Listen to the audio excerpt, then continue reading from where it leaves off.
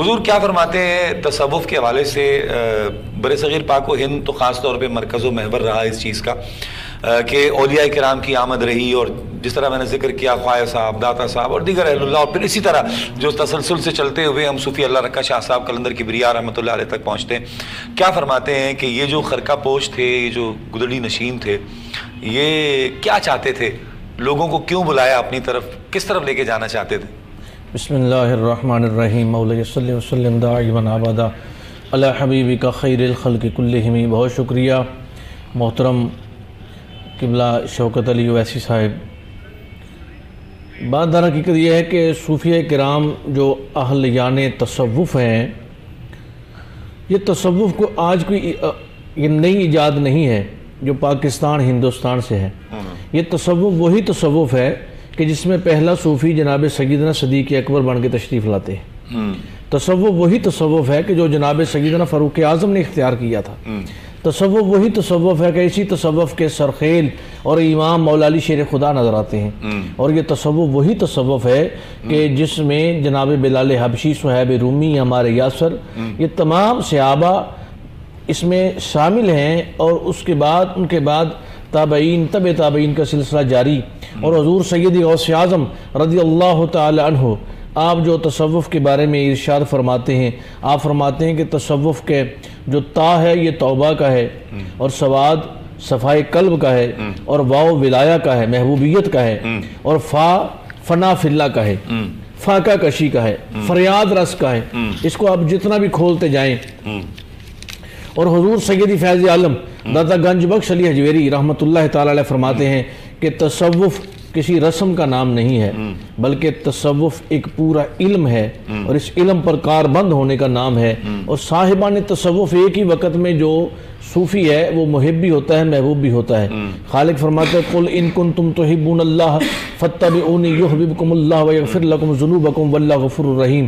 تو وہ بندہ اللہ کا محب بھی ہے اور محبوب بھی ہے۔ انہی صاحبان تصوف میں ہمارے شیخ کامل، ہمارے شیخ طریقت تاجدار ساہو چک شریف حضرت خواجہ صوفی اللہ رکھا شاہ قلندر رحمۃ اللہ تعالی علیہ، جن کا آج عرس کا دوسرا دن شروع ہے، اور عرس پاک آپ کا عقیدت و احترام کے ساتھ منایا جا رہا ہے۔ ہزاروں لاکھوں کی تعداد میں آپ کے عقیدت مند مریدین متوسلین یہاں درگاہ شریف پر حاضر ہیں۔ تو آپ نے جب جلوہ گر ہوئے تو پہلی بات تصوف کی یہ ہے کہ آپ نے 42 سال 42 ایئرز اپنے شیخ طریقت کی خدمت کی۔ ہم 8 سال کسی مدرسے سے تعلیم لیتے ہیں تو ہم شیخ الحدیث بن جاتے ہیں، شیخ القرآن بن جاتے ہیں، فاضل بن جاتے ہیں، عالم بن جاتے ہیں۔ تو 42 سال کسی عام شخص کے پاس نہیں، حضرت امیر ملت حافظ پیر سید جماعت علی شاہ صاحب رحمۃ اللہ تعالی علیہ کے ساتھ گزارے۔ اور تصوف کا حال یہ ہے کہ آپ ان کی خلوت و جلوت، سفر و حضر میں ان کے ساتھ رہے، اور 12 سال کی عمر میں جب بیعت ہوئے تو بیعت ہوتے ہی شیخ نے ہاتھ نہیں چھوڑا۔ اتقوا فراست المومن فإنہ ینظر بنور اللہ، مومن کی فراست سے بچو، یہ اللہ کے نور سے دیکھتا ہے۔ اب شیخ کو معلوم تھا کہ یہ جو آنے والا ہے یہ برتن بھی لے کر آیا ہے اور برتن بھی صاف ہے، اب اس برتن میں دودھ ڈال دینا ہے، نور ڈال دینا ہے۔ تو وہ جب حاضر ہوتے ہیں تو پھر تصوف کی منازل 42 سال آپ طے کرتے ہیں اپنے شیخ کے ساتھ، اور 16 سال کی عمر مبارک میں آپ ایک خواب دیکھتے ہیں، اس میں دیکھتے ہیں کہ آسمان سے ستارے اور نور اترتا ہے، ستارے قریب آتے ہیں، نور اترتا ہے جو آپ کے جسم میں سرایت کر جاتا ہے، اور دیکھتے ہی دیکھتے وہ آنے واحد میں نور آپ سے خارج ہوتا ہے اور 4 دانگے عالم میں پھیل جاتا ہے۔ صبح کے وقت فجر سے قبل تہجد کا وضو جب کروایا تو حضرت امیر ملت سے عرض کیا کہ حضور میں نے یہ خواب دیکھا ہے، تو آپ نے فرمایا کہ تم قطب زمان ہوگے، آفتاب ولایت ہوگے، اور 4 دانگے عالم میں تمہارے نام کے ڈنکے بجیں گے، اور لوگوں کو تم راہ ہدایت دکھاؤ گے۔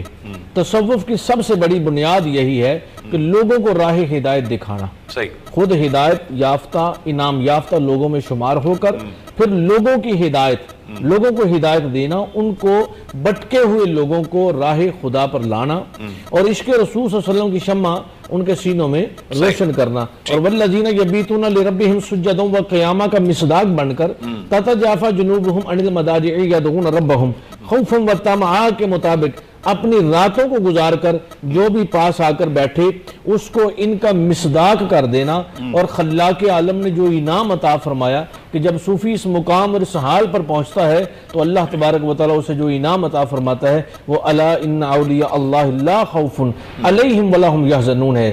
لیکن اس کا یہ درجہ اور مقام کہاں سے ہے؟ الذین آمنوا وکانوا یتقون، اور اس پر ثمر بارکی کی انتہا کیا ہے؟ لہم البشریٰ فی الحیات الدنیا وفی الآخرہ۔ واہ، بشارتیں ہیں اس کے لیے، بشارتیں ہیں اس کے لیے کہ دنیا و آخرت میں ٹھیک ہے اے میرے بندے تو میرے لیے کام کرتا ہے تو میں نے دنیا و آخرت میں تمہارے لیے انعام رکھ دیا۔ صحیح۔